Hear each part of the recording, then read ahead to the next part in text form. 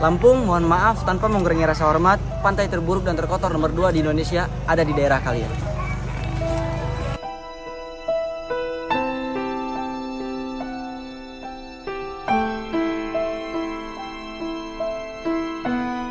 Dicari 1.000 orang Lampung untuk membantu mengurangi sampah yang ada di sini. Warga Lampung, let's join the party. Lokasinya ada di pantai Jalan Ikan Selar, Bandar Lampung. Untuk kegiatan kegiatannya akan dilakukan hari Senin tanggal 10 Juli 2023 dimulai dari pukul 7 pagi waktu Indonesia Barat. Ditunggu kedatangan. Cerita mereka apa aja, Pak? Mayoritasnya. Jadi dari 42 orang yang dirujuk ke rumah sakit Bobajar itu, yang rawat inap ada 31 orang.